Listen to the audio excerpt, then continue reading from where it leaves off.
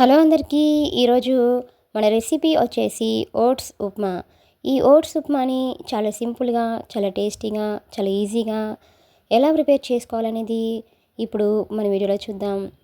ఈ ఉప్మాని ఇలా ఒకసారి చేసి చూడండి. చాలా చాలా టేస్టీగా ఉంటుందండి. అలానే చాలా హెల్దీ కూడా. మరి ఈ ఉప్మాని ఎలా చేయాలనేది లేట్ చేయకుండా మన వీడియోలోకి వెళ్ళిపోదాం.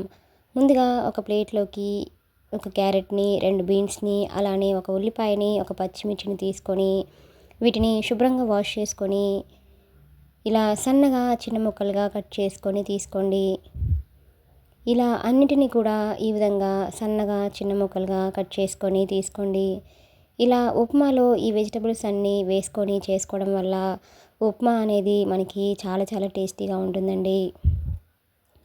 ఈ విధంగా అన్నింటినీ కట్ చేసుకొని రెడీగా ఉంచుకోండి. ఇప్పుడు స్టవ్ ఆన్ చేసుకొని ఒక కడాయిని పెట్టుకోండి.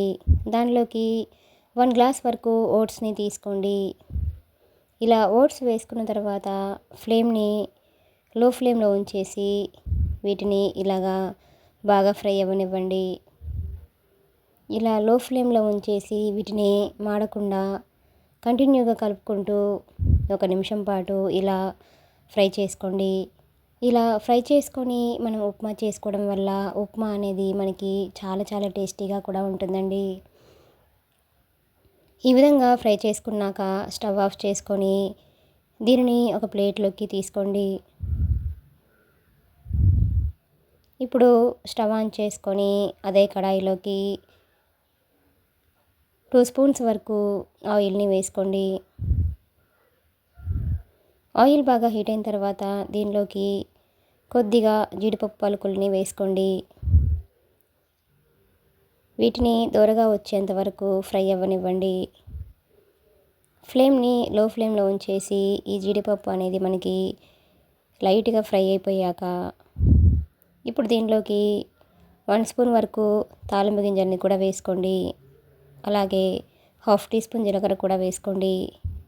వీటన్నింటినీ మరొకసారి దోరగా ఫ్రై అయ్యేంత వరకు వీటిని ఫ్రై చేయండి.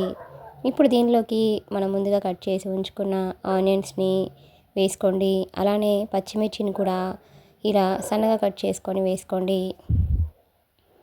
వీటన్నింటినీ ఒకసారి ఇలా బాగా కలపండి. ఆనియన్స్ అనేది మనకి ఇలాగా లైట్గా ఫ్రై అయిపోయాక ఇప్పుడు దీనిలోకి మనం ముందుగా కట్ చేసి ఉంచుకున్న క్యారెట్ ముక్కల్ని కూడా వేసుకోండి. అలానే బీన్స్ ముక్కల్ని కూడా దీనిలోకి వేసుకోండి. వీటన్నింటినీ మరొకసారి ఇలా బాగా కలపండి.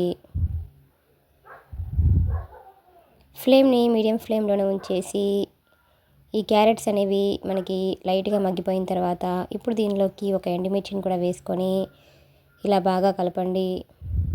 ఇప్పుడు మూత పెట్టేసి ఈ క్యారెట్స్ని మనం లైట్గా మగ్గేంత వరకు వీటిని మగ్గించండి.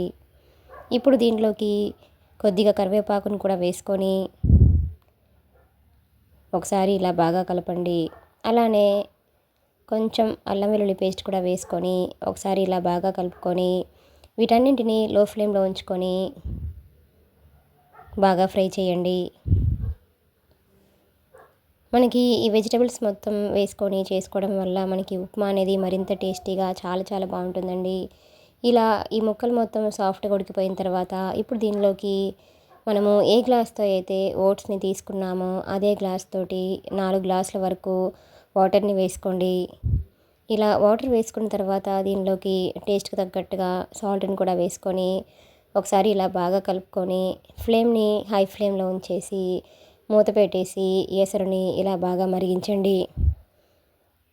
చూడండి, మనకి ఎసరు ఇలా బాగా మరుగుతున్నప్పుడు దీనిలోకి 1/2 టీ స్పూన్ వరకు కారంని కూడా యాడ్ చేసుకోండి. ఇలా కారం వేసుకోవడం వల్ల మనకి ఓట్స్ అనేవి చప్పగా లేకుండా టేస్టీగా చాలా బాగుంటాయండి. ఇప్పుడు దీనిలోకి మనం ముందుగా వేయించి ఉంచుకున్న ఓట్స్ని కూడా దీనిలోకి వేసుకొని ఫ్లేమ్ని మీడియం ఫ్లేమ్లో ఉంచేసి ఇలా ఒకసారి బాగా కలపండి. ఇప్పుడు మూత పెట్టేసి మనకి ఈ ఉప్మా అనేది దగ్గర పడేంత వరకు దీనిని బాగా ఉడికించండి. చూడండి, మనకి ఇప్పుడు ఉప్మా అనేది ఇలా చక్కగా ఉడికిపోయి ఉంటుంది. మనము ఈ స్టేజ్లో ఉన్నప్పుడే స్టవ్ ఆఫ్ చేసుకోవాలండి. ఇలా కొంచెం లూజ్గా ఉన్నప్పుడే స్టవ్ ఆఫ్ చేసుకుంటేనే ఈ ఉప్మా అనేది చాలా బాగుంటుందండి. ఎందుకంటే చల్లారిన తర్వాత గట్టి పడుతుంది కాబట్టి ఈ టైంలో స్టవ్ ఆఫ్ చేసుకొని దీనిని ఒక ప్లేట్లోకి సర్వ్ చేసుకుంటే ఎంతో టేస్టీగా ఎంతో ఈజీగా ఉండే ఓట్స్ ఉప్మా అనేది మనకి రెడీ అయిపోయింది. ఈ రెసిపీ కనుక మీకు కూడా నచ్చినట్లయితే ఒక లైక్ కొట్టండి. Please subscribe my channel, like, share and comment.